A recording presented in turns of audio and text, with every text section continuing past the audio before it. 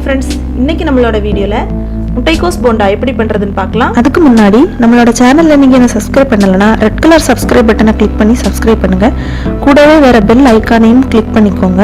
நாங்க அப்டேட் பண்ற வீடியோவை உடனுக்குடனே நோட்டிபிகேஷன்ல தெரிஞ்சுக்கலாம். முட்டைக்கோஸ் போண்டா பண்றதுக்கு என்னெல்லாம் தேவை அப்படின்னு பார்க்கலாம்.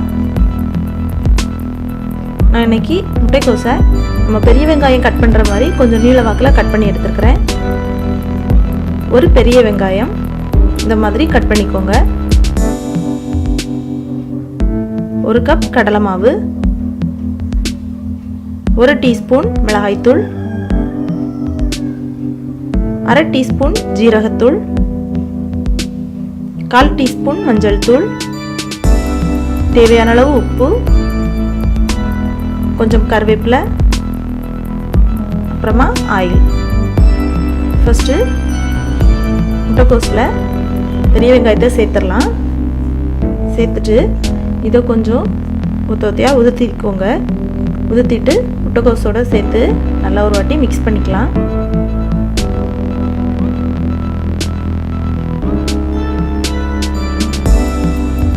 அடுத்து நம்ம வச்சுருக்க கடலை மாவை உள்ளே சேர்த்துடலாம்.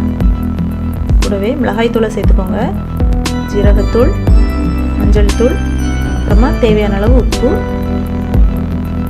நம்ம வச்சுருந்த கருவேப்பிலையை கொஞ்சம் சின்னதாக கட் பண்ணி உள்ளே சேர்த்துக்கலாம். கொஞ்சமாக தண்ணி சேர்த்துக்கோங்க. மாவு ரொம்ப லூஸ் ஆகிடக்கூடாது, கொஞ்சம் திக்காக இருந்தால் தான் நமக்கு போண்டா கரெக்டாக வரும். உங்களுக்கு காரம் இன்னும் வேணும் அப்படின்னா கூட நீங்கள் மிளகாய்த்தூள் எக்ஸ்ட்ரா சேர்த்துக்கலாம்.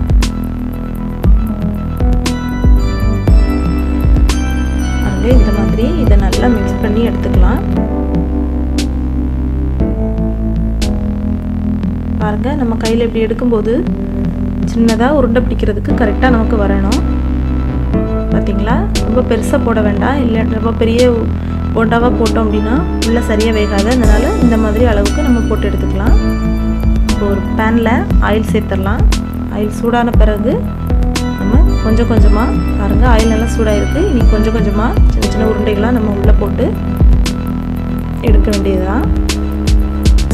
போண்டாவை உள்ளே போடும்போது நீங்கள் தீயை சிம்மில் வச்சுக்கோங்க, இல்லைன்னா உடனே வெளியே வந்து கருகிரும், உள்ளே சரியாக வேகாது.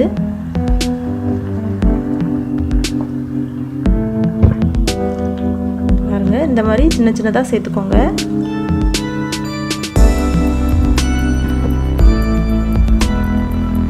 அப்பப்போ இதை லைட்டாக பக்கம் மாற்றி விட்டுக்கோங்க.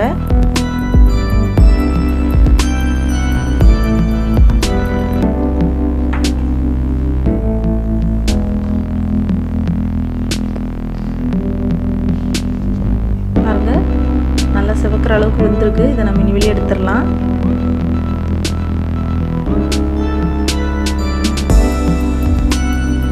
பாருங்க, முட்டைக்கோஸ் போண்டா சூப்பராக ரெடியாக இருக்குது.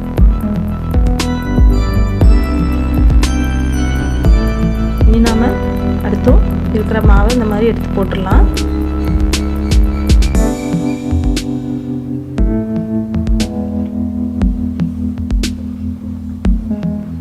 போண்டா நீங்கள் இதை மாதிரி உருட்டி போடும்போது தீய சிம்மில் வச்சுக்கோங்க.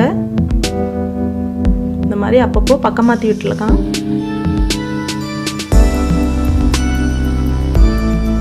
பாருங்கள், நல்லா வெந்துருச்சு.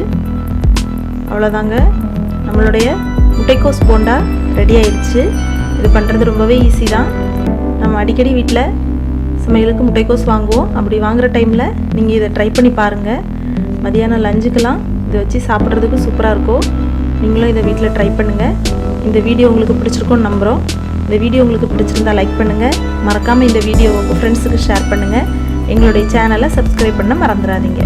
மேலும் இந்த வீடியோ பற்றின உங்களோட கமெண்ட்ஸை கமெண்ட் பாக்ஸில் டைப் பண்ணுங்கள். நன்றி.